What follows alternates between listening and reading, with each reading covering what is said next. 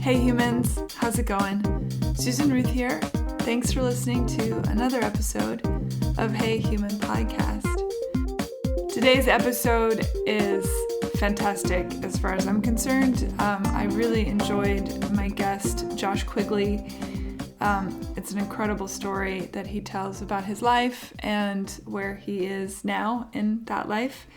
Before I get to a little more descriptor of that, the usual stuff, my Amazon affiliate that helps support Hey Human is on the main page of heyhumanpodcast.com.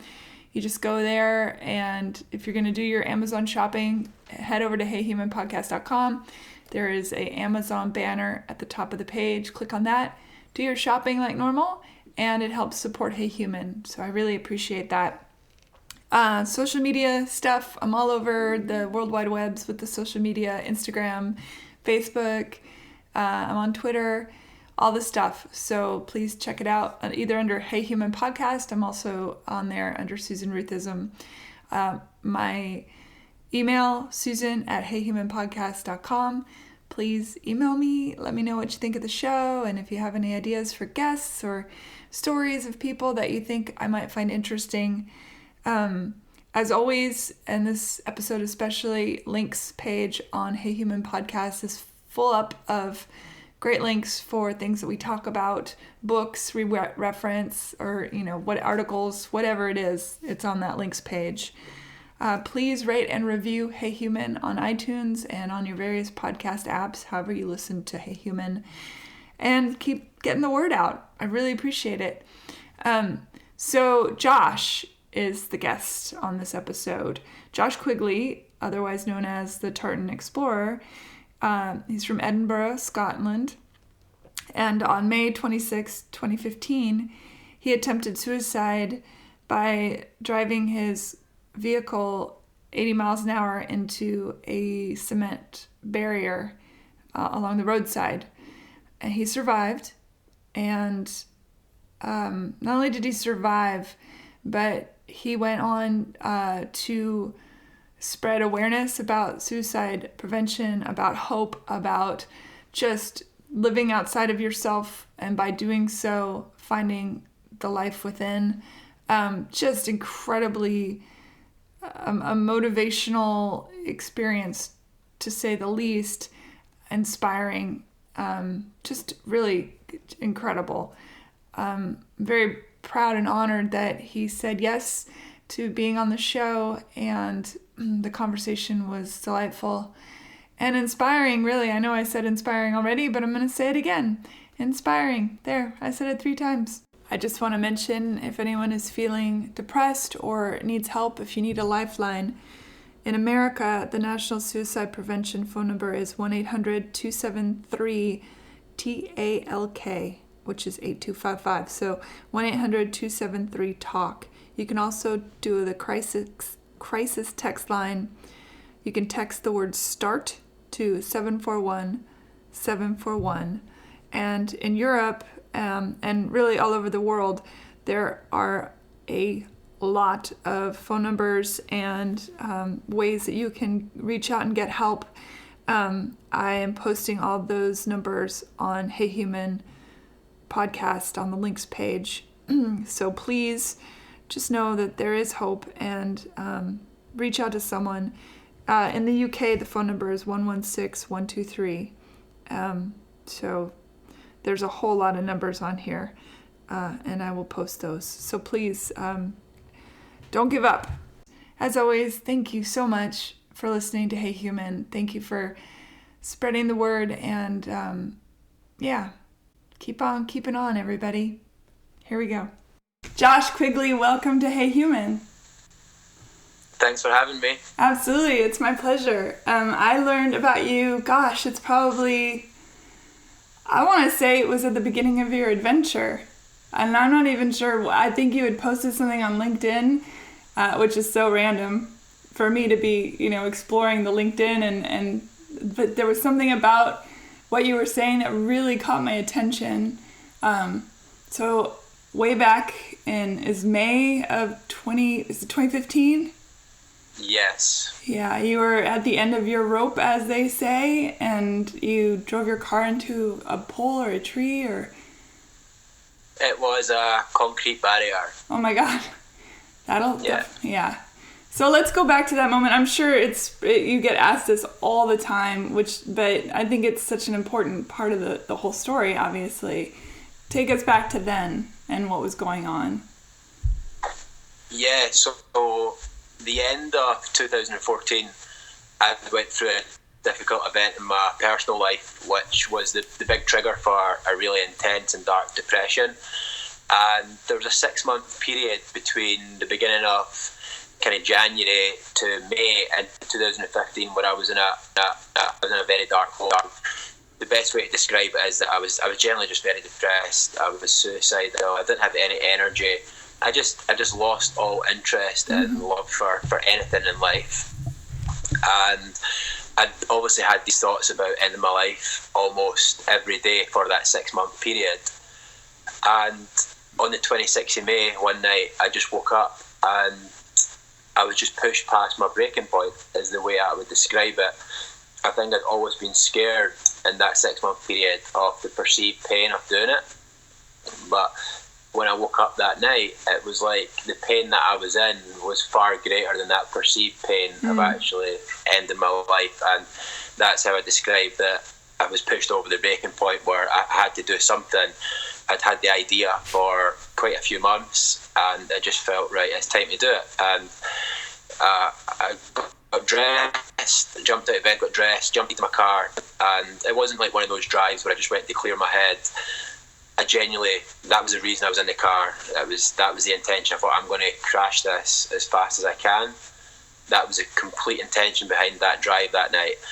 And it's quite surreal talking about it now, because when I think about what I thought were the final moments in my life, as I was approaching the barrier, you might think that, well, it's okay having this idea in your head, but then when you're actually there, it's like, whoa, wait a minute, this is quite intense. You might think that you might get scared and think, no, I'm not going to do it. But as I approached that barrier, and why it's a bit surreal for me talking about it now, because of how much I love life and how happy and excited I feel just to be alive, that in those final few moments, how content and happy I felt with what was about to happen. And the reason why I find it surreal is because I'm the same. Well, biologically, I'm not the same person I was back then, but like I am essentially the same person. How could me of 2 or 3 years ago be that happy and content about my car about to plough into a concrete fixing at 80 miles an hour, whereas now in this moment in time, that's the worst thing that could ever happen to me is my life ending. I'm so happy. So that's the bit that's why I find it quite surreal talking about it, because as I was approaching that barrier, there was no part of me that thought turn left or turn right, and it was, this has to happen.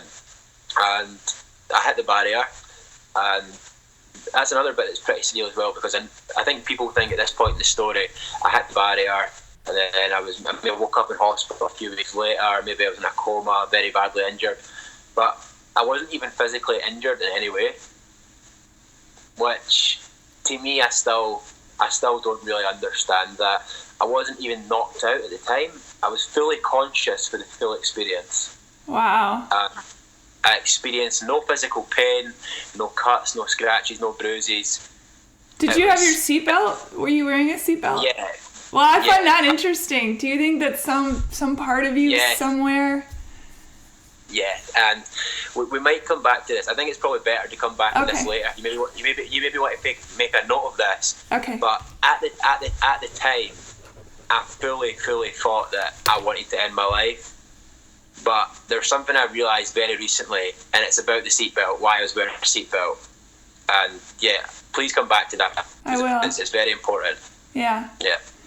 Did you have a thought in your mind back then that if you had done it, I mean, you were going to do it, so in that process of deciding this is it, I'm going to end my life, did you have an idea that would be it completely, or did you have a sense of heaven or, any of that stuff, or was it just solely in the moment? Not knowing if you have that anyway, but I'm just curious, like in that moment. Yeah, at that point in my life, in 2015, I was not religious, I was not spiritual. I thought when you died, you died. That was it. So to me, I was in so much pain. I didn't think, I'm going to go to an afterlife, I'm going to get a better life. It was just, I'm in so much pain right now, and I want this to be over. And I made the mistake that a lot of people make in believing that the only way to end the pain is to end the life, when there's actually many more ways to end the pain. I think I'm not going out on a limb here. I believe every person on the planet has experienced depression at some point. Now, of course, there's varying degrees of depression, but I think for some of us, when we get into those very dark spaces, there's two ways you can go with it. It's either, this is it, I'm gonna feel like this forever, and so I'm just gonna take myself out, or I know somewhere there's that little pinprick of it will get better, but you were stuck in the previous, not the latter. But you had no fear. I find it so interesting that you were just serene. And I'm deeply spiritual, and part of me thinks, I wonder if that's because you knew somewhere in your subconscious, in your being, in your soul, that you were going to go on this grand experience, and that in fact, although you didn't have to die, thank God, you were like a sacrificial lamb to the greater good in that moment. Yeah, so as I said, back at that time, I wasn't spiritual, I wasn't religious, but since then, I'm now very deeply spiritual. I really believe in the soul and the power of the universe, and I believe that night I was meant to do that. Like that was meant to happen that night, and that's why, looking back in that night, it's probably the best night of my life. Ironically, yeah. Not at the time. Yeah. Not at the time, like, I'm having so much fun in this night. But when I look at, like, if you look at that night, it's just one night out of, say I live for 100 years, which I think I will. Say if I live for 100 years, that one night is nothing. But you think about, if that night never happened, the future could have never happened. Because I think that if that night never happened the way it did, then maybe a few months later I'd done another attempt and it was successful, and the whole thing would have been over for me. But I believe that happened the way it happened for a reason. I really believe that, because I think that the fact that I came away from it with no injuries as well, that's so important. I think that, see, if I'd came out of it and I'd say I'd been badly injured and I was in a wheelchair for 6 months and I took a year to get walking again, I don't think I would have really looked at it the way I look at it now. I think the fact that I literally came away without a scratch or a cut or a bruise, that was the bit that really made me wake up. And I was like, wow, what has happened here? Like, and then the next night when I was in hospital, I got released after like 12 hours because there was nothing wrong with me physically. Mentally there was a lot wrong, but there was nothing physically wrong. And I was sitting that night, I got up out of my hospital bed, I walked along to the little chapel. At this point, never been religious. And I remember just sitting there and thinking, and I wrote a message in the book, the little visitor book, that said, I don't know who it was or what it was, but something has kept you alive, and you've been given this second chance. You have to go out there and find that reason why. Were you in Edinburgh at the time? Yeah, this was in Edinburgh. So did you have family and friends around you that, I think this is so important, because this next bit here, because with depression, I think that people think, oh, well, it's obvious when people are depressed, it's obvious. I don't think it's obvious at all. And I every time I read in the paper or on the news about somebody, especially a young person, taking their life, and it's always followed by, they had so much to live for, they were so vivacious, so much good was happening. And I don't think people quite get the connect that none of that outside stuff matters when you're in that space. So did people around you have a clue, or do you think that you kept that pretty well locked down? Yeah, I think there's a couple of things I thought of when you said that there.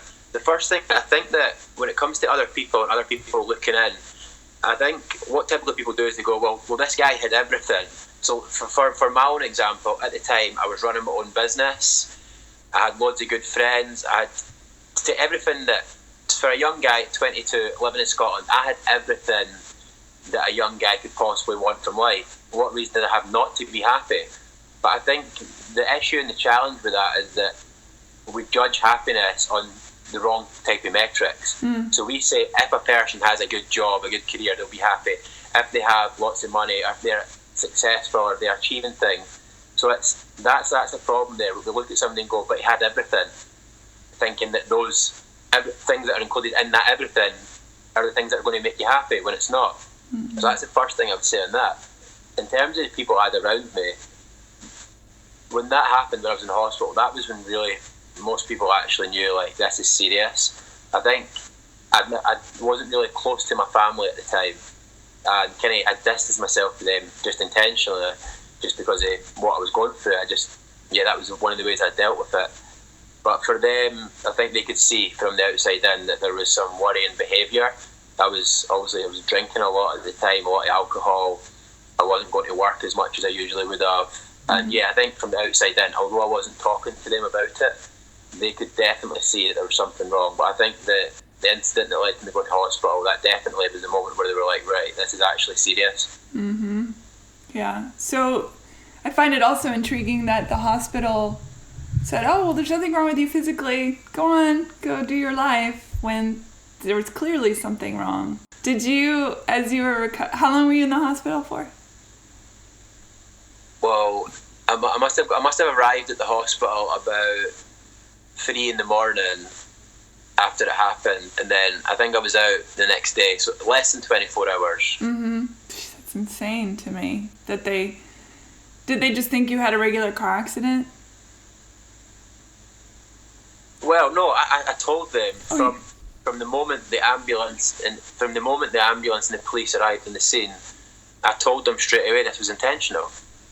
And it's quite funny. One of the things that I can't remember saying this, but in the little police file from that night, in the interview, they asked me why I'd done it, and I told them a million reasons.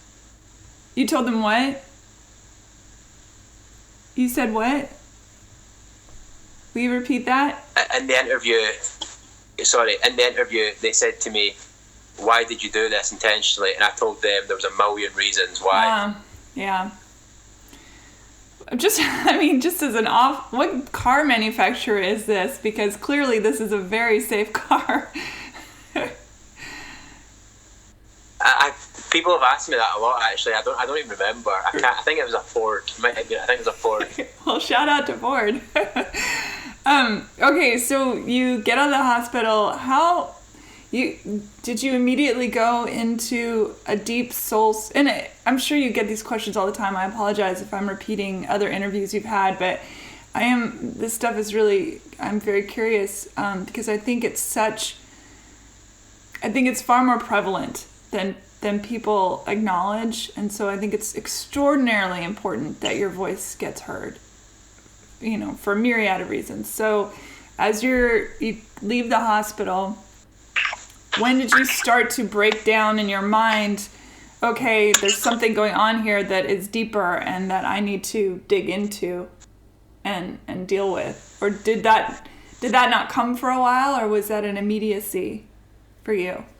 Yeah, so this is the part of the story where I would love to be able to say that lying in hospital, I thought, oh my God, I've been given a second chance, I'm going to go and turn my life around, and then from there everything was plain sailing. But it didn't quite happen like that. I remember that night in the hospital feeling like something special had happened. I knew something big had happened and that I had been given a second chance. But to be very honest, it never came straight away. I genuinely went back to living my life how I'd been living it previously. And so at that time, I was drinking a lot and partying a lot. And that was my way of dealing with the depression. But basically, any time I could, between like a Thursday and a Sunday at the weekend, I would be in the pub in Scotland drinking alcohol, because that was the way I chose to do it. But there was a moment about 3 months after that, in September 2015, where I was having a conversation with I had a business mentor. I was running my own business at the time, and We were on the phone, and his name was Alan Bonner. And I says to him, do you know what, Alan? If only I'd never been through that event, I'd be happy. And he said to me, what other excuses have you got, Josh? And that was a moment, like the defining moment in my life where things changed, because in that moment I realised that, do you know what, I had been through a tough event that was tough for me to deal with personally, but everybody's been through something in their life. We all got tough events in our life. We've all been through adversity. It's not really about what happens to you, it's about how you respond.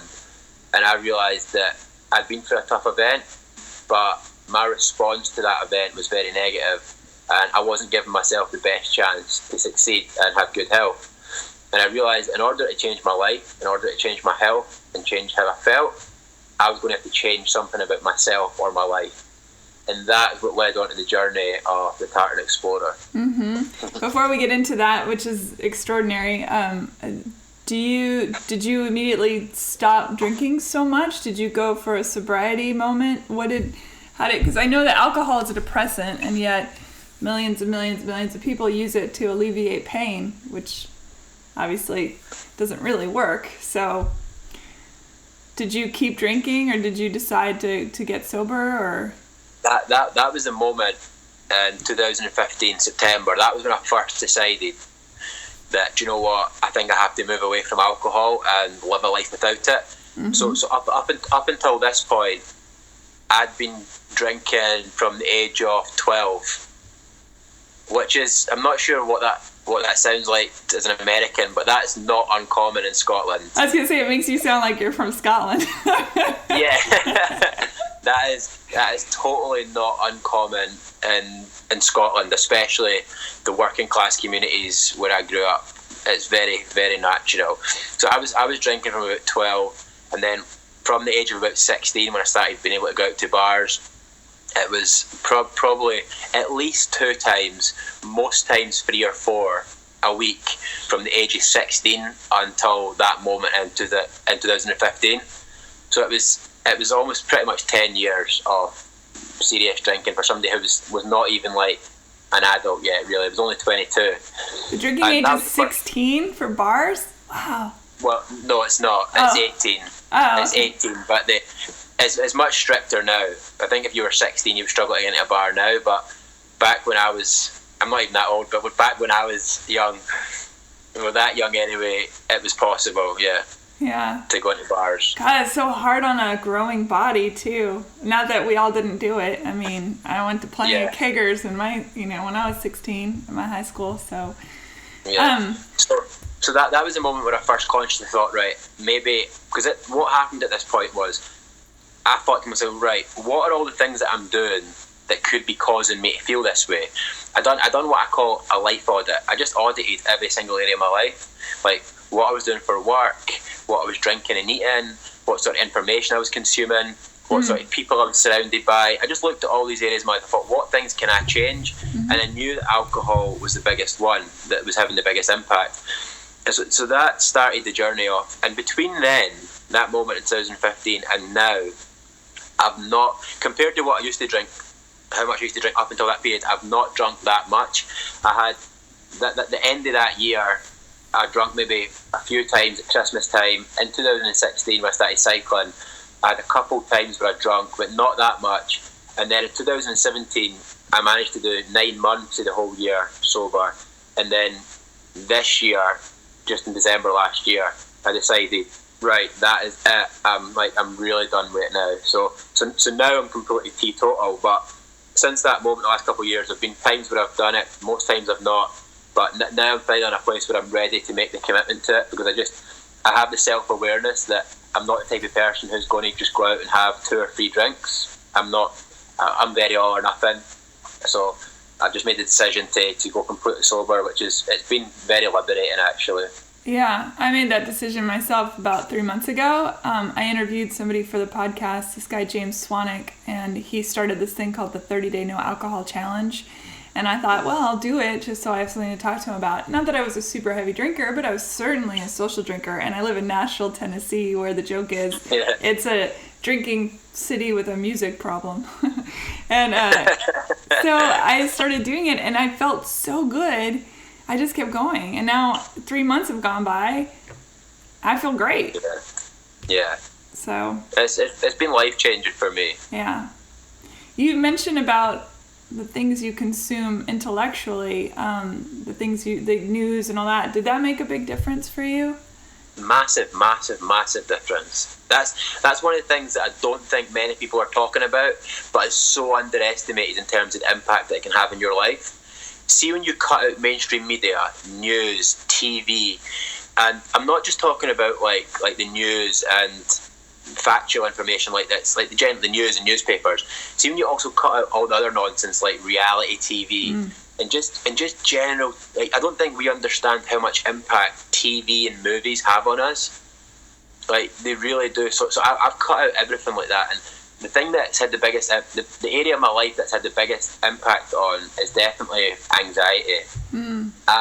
I really don't have much anxiety at all compared to the past anyway. Sometimes, because of what I do now, like I'm doing public speaking, I'm speaking to big audiences, sometimes you get a little bit nervous before going on stage, but I'm talking about anxiety in the sense where you don't want to leave the house because you're just so fearful. It's massively helped with that, because one of the things that mainstream media is massive, what it does basically is it just creates so much fear, and it just, when you're so in tune with all that stuff, it causes you to live in fear all the time, because all you're doing is listening to all the bad stuff that's going on in the world, at the expense of focusing on what's actually going well. And I think something that I learned is that I used to always think that, but does it mean that I don't care if I don't follow what's going on in the news? It doesn't mean I don't care. I still massively care about all the issues. I just don't choose to consume information about the world in that way. Yeah, I think that's such a valid point. I mean, there's a lot of money being poured into making humanity feel less than and fearful. Yes. Yeah. For sure. Absolutely. Yeah. So where did the seed for the Tartan Explorer come about? And explain what that is too for everyone. Yeah, so September 2015, I thought, this is it. I'm going to take 100% responsibility for my life. I'm going to do something to change my future. And it was quite an exciting moment, actually. And I actually feel like quite excited even thinking back to that period, because it was like, wow, like, what am I going to do? I knew I was going to do something, but I didn't know what. It was just like the whole world had just opened up to me, and I was just kind of free to do something that was going to help me. And originally, the original idea of the Tartan Explorer and where the name came from was, have you ever heard of a morph suit? Of a what? A morph suit? Huh. It's like a very tight latex outfit. Ooh. And they're very they're horrible, but they're kind of like fancy dress. People will wear them at Halloween and for fancy dress, and when they're playing pranks, things like that. They have one that's a Scotland one, and it's got a huge Scotland flag right over the whole thing. And I came up with this idea that I was going to go around the world in this morph suit as the Tartan Explorer, and that was going to be my thing. Like, and it was just this big campaign to pretty much this crazy Scottish guy out around the world in this crazy suit, and just kind of promoting Scotland as a country, because at this point I was so passionate about Scotland and the country that I came from. So that was the original idea. And then about a month after it, I started working on this idea. I was about to launch it, and at this time I was running my own business. On paper it was successful, and I thought to myself, I was out running one night and I thought, how am I going to explain to my employees, my friends, my family, everybody in my network, that I'm giving up this good business, a stable career path, to go around the world in this latex suit? How am I going to explain that? And I thought, well, I was in a car crash and I survived, and I'd been given a second chance. I wanted to do something big. And that was the moment, because at this point in time, only a handful of people knew that it was what had actually happened in the car that night. Most people thought I was just in an accidental car crash, and I told everybody that I fell asleep at the wheel. And that's when I realised that was the why, that was the reason. I thought, going around the world in the morph suit, it shouldn't be about promoting Scotland. I should tell the story of what really happened in the car that night. And this big campaign and challenge around the world should be about my journey with mental health and trying to inspire people. So that was the moment, and then the name the Tartan Explorer was there. I just decided to keep it, and I suppose the rest is history. So let's talk about your journey, because I know that you've actually come to another place, because I watch your videos, so I know, so I've been following the journey all along. But talk about some of the highlights and the lowlights. What I really appreciate about, and for everyone listening, you can, if you go to his LinkedIn, you can find Josh's videos, but they're, I assume, also at your tartanexplorer.com as well. They're all on YouTube. They're all on YouTube. Go to Josh Quigley on YouTube, you can see them as well. Yeah, and what I appreciate the fact that not only do you talk about when you're feeling great and happy and everything is hunky-dory, but you talk about when you feel like crap and the world's going to shit, and, you know, for you, that it's so real and honest. And we talked about fear a second ago. I think one of humanity's greatest fear is vulnerability. Yeah. So, you know, it's really great that you are open to being so vulnerable. So talk about some of maybe the highs and lows of the journey and all the places that you went to, because you went all over the place. Yeah. So then a couple months after that, I was inspired. I went along to see Sir Chris Hoy, who's a very famous British Olympian, who'd won like 5 gold medals. And I went along to see him speaking in Edinburgh, and he was telling the story of how he achieved golds in cycling. And I remember sitting in the audience that day, and I thought, fuck it, I'm going to cycle around the world. So the Tartan Explorer then became this challenge about trying to cycle around the world on a bike. Now, at this point in time, I was very overweight, I was unfit, I was majorly depressed, still a little bit suicidal, and I'd never cycled a bike since I was a kid. So I had absolutely nothing about me that suggested that I could possibly cycle around the world. But you know what I did have? I had such a desire within me to change my life, and the desire was so big that when it came to the technical side of it, I was going to just do it because I had to do it. For me, this Tartan Explorer thing wasn't just a campaign, it wasn't just an idea or a project. For me, it was the last throw of the dice. Yeah. I'd made a pact with myself secretly that I'd done this cycle and it never worked. I didn't feel any better, that I was going to attempt suicide again. So, wow, really? So you went into it thinking that, wow. Yeah, it was. I'm a very all or nothing person, and it was like success or failure. If it succeeds, brilliant, I'm happy and I've done it. If it doesn't, like, I've tried everything, it's just time to give it up. Which, again, seems very surreal to think that I was in a mindset like that just 2 years ago.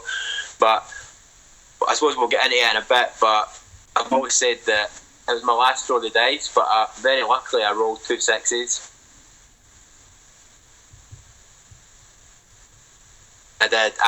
So 26th of May 2016, exactly 1 year on from the car crash, I got on a bike and cycled out my front garden in Scotland, attempting to cycle around the world. Now, as I said, at this point I was unfit, overweight, depressed, but that journey that I went on with that bike, so I never managed to get right around the world, but in a 1 year period I managed to cycle 10,000 miles around 15 countries in Europe, and I'd done all of Scandinavia, went to the highest point in Norway, right around Mediterranean Europe, France, Spain, all the Northern Europe countries. And at the end of that, there's loads of stuff went on in between that start and end, but at the end of that cycle, 1 year in, I was the happiest I've ever been about life. I had this passion for this subject of happiness and personal development and health and well-being. I was fit, I was healthy, I was cycling all these miles, and so if you can imagine where I was when I started and where I was when I ended, it was an absolute life-changing experience. And I think that I get quite romantic talking about that experience, because to me, I look at that cycle like a high school sweetheart. Mm-hmm. I really do, because you think about where I was when I started and where I was when I ended, it literally did change my life. And to go from feeling where I was at the beginning and then a couple of weeks into it being hosted by strangers who let me stay with them, give me food, I became friends with them, I was reading all these books, I was seeing all these new places, I was just having all these amazing life experiences. And so for me, the complete highlight of that was happiness. It was, people always ask what was the best bit about it or what was the highlight, and I think they expect that I'm going to say, oh, it was cycling through the fjords in Norway or cycling along the French Riviera, but to me it was just a feeling. It was never a place. It was just being able to sit at the end of a day with my bike and my tent by the water with some bread and some bananas, and just to feel happy and content. That is all I ever wanted. It was the least I'd ever had in my life materially. I literally had nothing. I had very little money. I didn't have many possessions. Everything that I owned at that time could fit on the bike. And so I didn't have, in the traditional eyes of success, I didn't have anything. But really, I had everything. And so that was life-changing, I think. And so, following on for that, maybe the low point of it, when you ask, I had a moment 1 year in. So obviously I meant to try and get right around the world, but I had my Forrest Gump moment about a year in, which was, as we all know from the film, the moment when I thought, right, I think I'm going to go home now. So at this point, when I reflected back on the previous year and what I'd been able to do on the bike, I never wanted to cycle around the world. I wanted to be happy. That was all I ever wanted. And cycling around the world was the way of doing that. It was never about the bike. The bike was just a vehicle. That's the way I've described it. And so then I came home, and I was really excited to be home. And the low point, there was no real, I suppose there was times where I felt a little bit homesick, but during that whole year away, there was no real serious low moments. It was generally such a great experience. I never had any times where I felt in danger. People were so nice. But I suppose the low moment came when I came home. So when I came home, it was really nice for the first couple of weeks. I was really just enjoying having like a wardrobe and putting all my clothes in one place. I was enjoying eating with cutlery, just like those little things that nobody would appreciate, but I was just like, I was so not used to it, and I was really appreciating. But the longer I was back, it started to become really difficult, because travel and long-term travel can really change you so much as a person. You will come back a different person from... I've always said as well that when I came back from my cycle, the only thing that was the same about me was my name. Like, you change that much. You really do change that much. And so the difficult bit was, how do you come back to the real world, our society, after basically cycling 50 miles a day, eating 3 bananas and 2 baguettes, and sleeping in a tent every single night for a year? That was the challenge. And it's still now my biggest challenge in life. But what if the real world is what you were doing, and the fake world is all the bullshit that we... Yeah. Well, that's the point that I was going to make, and I'm glad you said that. That what I've realised is that real world, in inverted commas, isn't actually the real world. And that society and the way the world is at the moment, people think that's the real world because that's the only world they know. But I believe when I'm out doing things like that, that's actually the real world, because when you live in society, in a Western society, in a Western culture, most people live in the kind of news and media and politics bubble where they think that's the world. But when I was out there on the road, I think I was getting to see the real world, because I was getting to meet the real people, and I was getting to see all the real places. And so that was a life-changing experience. And so when I say like it's not really a low, it's just a challenge of that new way of living. And as I said, I feel like at the moment it is still the biggest challenge, because it's hard to come back to normal society once you've done something like that. Because have you ever seen Lost, the TV series? I've seen a few of them, yeah. Yeah, well, it's exactly like in Lost, where, for anybody who's not watched Lost, a group of people get stuck in a deserted island, the plane goes down, and all they want is to get off the island. But they're there for that long that they finally get off, and there's one of the guys who's just like, I need to get back. And it's like that. So it's like, for me, when I'm back home, I think for the rest of my life, I'm always going to struggle with the normal, real world as other people would traditionally view it, because I know what else is out there. Yeah. I know what else is out there. It's like, how could I ever go back to that old world knowing that new world's out there? Well, you've touched and embraced real humanity. Yeah. And it's a very disconnected world that we live in insularly. I don't know if that's a word. I'm going to pretend it is. Well, what's been interesting recently as well is, have you heard about or read the book Sapiens? Huh. Have you heard about it? No? Uh-uh. no, you really need to read it. It's everybody's talking about it at the moment. This book, it's called Sapiens. It's incredible. It's the basic. Oh, you know story. what? Is it the same writer that wrote Homo Deus? Yes. I just finished Homo Deus, and it's incredible. And Sapiens is on my list to read. Homo Deus is awesome. It's such a good book. You have it! Yay! Yeah. Have you read it yet? No, because this is the sequel. This is it's so good. All right, I started with the sequel then. Yeah, it's so good. Well, I don't know if you have to read them in order, but probably not. That is basically the second book of the guy who wrote sapiens. Okay, yeah, I'm excited to read it because I devoured that book, the Homo Deus. Yeah, it's so good. I'll put, by the way, everyone listening, as usual, I'll put links on Hey Human Podcast for all the stuff we're talking about. But yeah, that's a great book. Yeah. So these kind of things that I've been thinking about how that new world and travel and being on the road, like I've been reading Sapiens just this week, and it's talking about how the earliest human beings, we didn't actually stay in one place. We were always roaming, and it's kind of fueled this bit within me. It's like, because I think I made the mistake recently where I thought, do you know what? Maybe it's time to come back to Scotland. That's where I belong. Scotland's where I'm from. I love the country, and that's where I belong. But what I learned from reading this book was that, like, I don't belong anywhere. I belong on planet Earth. Something that I've done recently is that one of the last things I've done was hiking the Camino de Santiago, and one of the big breakthroughs I got in that was about this thing about who am I, and it was like, well, I am. That's it. There doesn't have to be anything after that statement. I am. That's it. And now recently, when I'm doing public speaking things, the people who are booking me for events, I think, are getting a bit frustrated with me because they keep asking me for a bio so they can tell their delegates about who I am. But I've got this new bio at the moment, which is just human being from planet Earth. That's it, because I think that when you come up with a bio for who you are, you come up with a description of what you are, it puts you in a little box, it puts you in a little pigeonhole, and you think that's who you have to be. And I think that something I've struggled with a lot in my life up until recently was that whole thing about identity, like who I am. And when you've got all these things, like, for example, I am successful, or I am happy, or I am an entrepreneur, or I am Scottish, anything after that statement, I am, is going to define the life you live.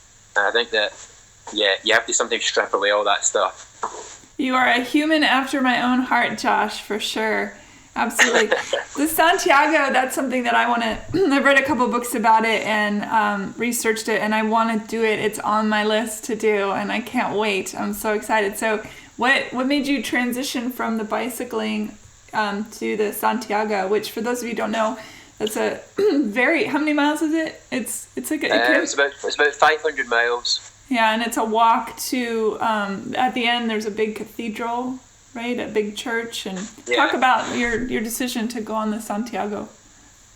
Yeah, so when I came back to the cycle, I struggled big time with purpose. Like, what the hell am I meant to do in my life now that I'm home? And I was based in Edinburgh, but I started doing a lot of more smaller challenges while still being based in Edinburgh.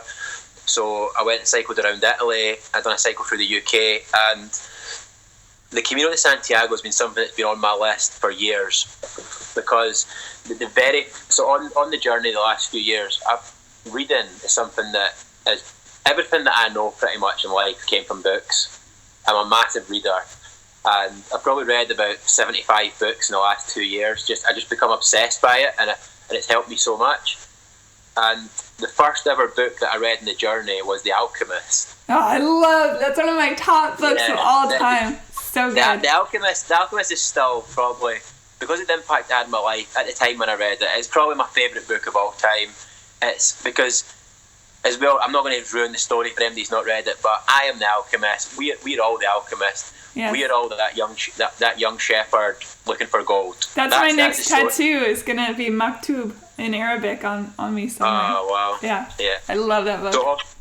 So the Alchemist was inspired by Paulo Coelho walking the Camino de Santiago, and he's also got another book about his story when he walked the Camino. So I'd always wanted to do it because of that. And when I was cycling around Italy, I was listening to a podcast with Oprah and Paulo Coelho, and he was talking about the Camino, and that's when I thought, right, that's the next one I'm going to do. And yeah, the Camino, it's really hard to put into words. Nothing I say in the next couple of minutes about the Camino is going to do it any type of justice. It's the kind of thing that you just have to do it to experience it. I've done a lot of challenges and expeditions the last couple of years, and they've all been great for certain different reasons. But the Camino has something different about it that you can only get in the Camino, because the challenges that I've done around like Scandinavia and Europe, like anybody can go do that. And and what I mean by that is that not many people have done, like when I cycled through Norway, I'm sure there's people who've cycled through Norway, but there's nobody who cycled through Norway on an official thing like I've done. But the Camino is different because there's millions of people that have walked the Camino, and because of the religious roots of the walk, it's a very spiritual walk. And when you're on the Camino, there is an energy like you'll never felt before, because it's almost like that collective energy of all those souls who have been there and walked that path before you is still there, and you can still feel it in the atmosphere. And so there's almost this magical sense that you're doing something special, and there's a lot of other people do it. You will meet a lot of other people, and you're really united by that common thing that you're both walking the Camino. And I met so many amazing people walking the Camino, and one thing that I think united us all, aside from the fact that we were walking together, was that everybody was searching for something. Everybody was searching for something. No two people were searching for the same thing, but everybody was looking for something. Everybody was looking for answers to a certain problem. Everybody was trying to get over something tough that had happened in their life. So yeah, when all that collective energy and the people who are there, when you share that with them, it's a life-changing experience. And as I arrived in Santiago, it was quite spooky actually, because the ending of The Alchemist was like me arriving in Santiago. They were very similar journeys, and it was just genuinely just like I dreamed my whole life. So yeah, wow. You have to get out there and do it. I can't wait to read your books. They're going to be great. Yeah. Well, what's been interesting about that as well is that, so Paulo Coelho's got two books, like he's got more, but the two books, that one was called The Pilgrimage, the one was called The Alchemist. And also The Alchemist is a storybook that was inspired by him doing the pilgrimage. I've now got two books that I'm working on this year.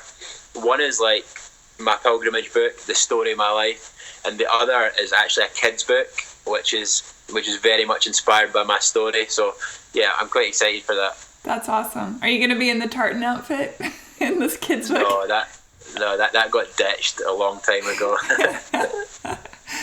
I think a lot about I love the idea. Maktub, which is Arabic, it means it is written, and that plays a big part in the book The Alchemist that we're talking about. There's another expression too that's often times heard in not only spiritual literature, it's all over the Bible.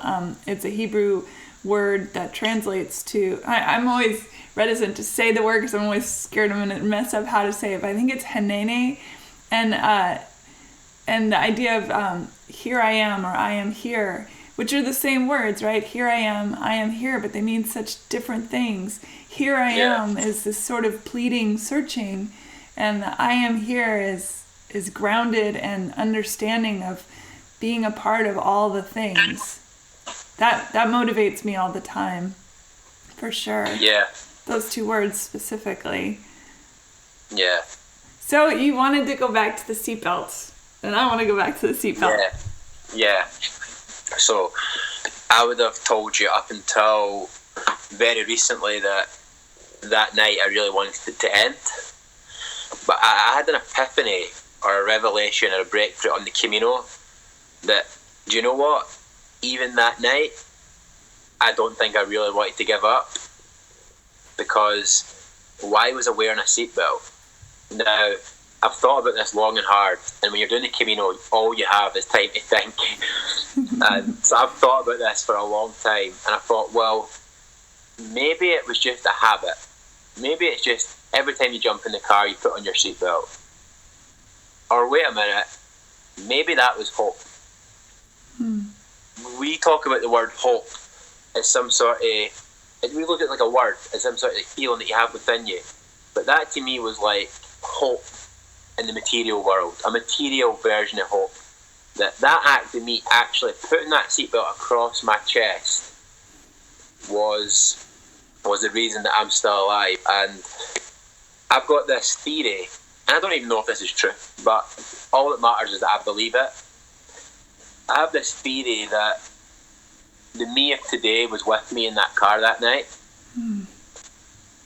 Because what I've learned is that I think that something that I realised in the Camino as well was when I started travelling, I started going on these expeditions, I always thought that, like I think everybody does, that it was about finding myself.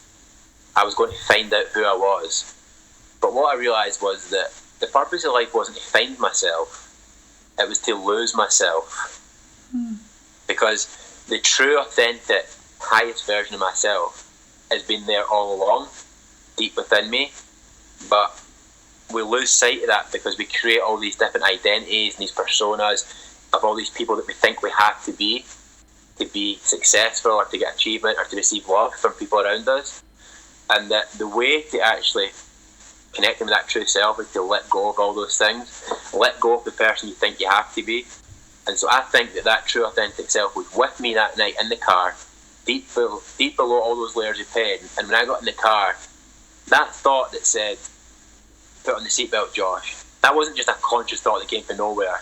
That came from like my true self within me, and that it was that thought that kept me alive. So yeah, that was. So even now, I don't think even on that night that I've ever given up in life. It's beautiful. I'm glad you didn't. I'm glad you put that seatbelt on. Me too. Yeah. And honestly, the videos that you do are so fantastic. They really are. I'm really excited for you and everything that's coming, and I know that you're going to make a huge impact, more so than you already have. I mean, you've impacted so many already, myself included, that it's exciting to know that that voice that is within you is going to be out in the world. It's great. It's wonderful.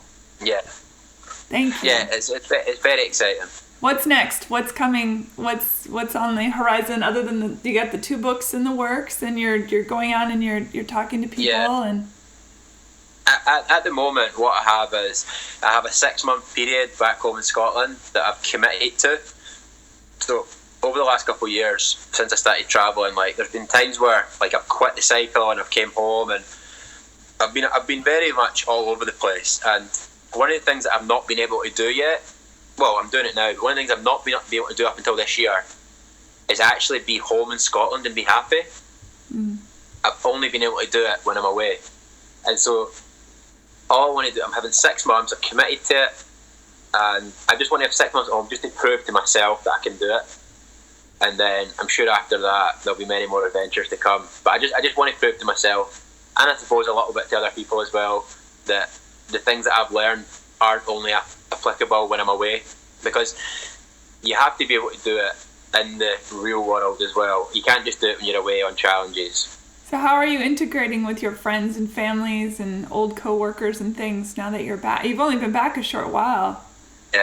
Well, I'm not, is the short answer to that. It's yeah, that is the absolute answer to that question. The short answer to that is I'm not. Like that's one of the things that's challenging about home life, is that like I completely uprooted my whole life 2.5 years ago to the point where I don't really have a life at home anymore.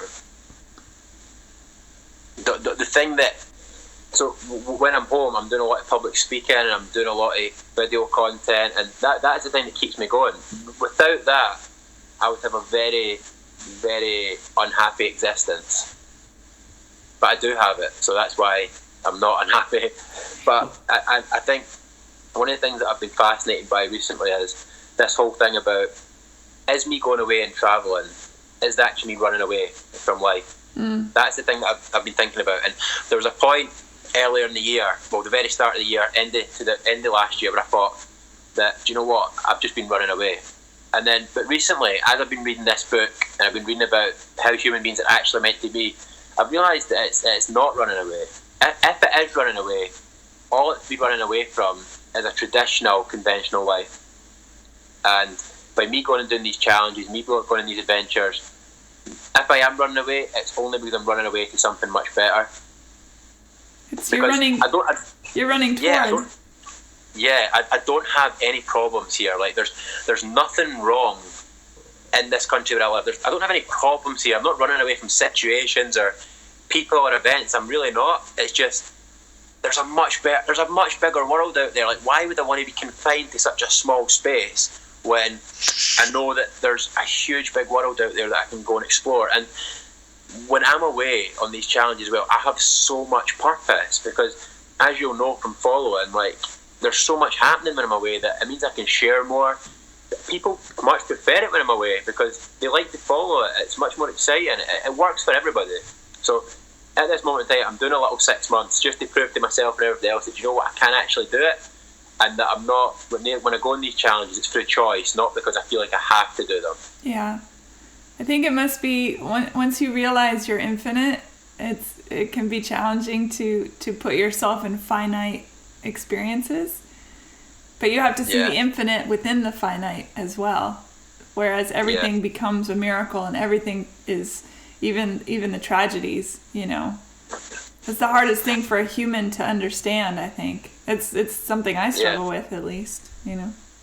Yeah, that's something that I love about spirituality. And because I feel so spiritual, I do feel superhuman. Yeah. And why I feel superhuman is because there's nothing that could possibly happen in life that could hurt me.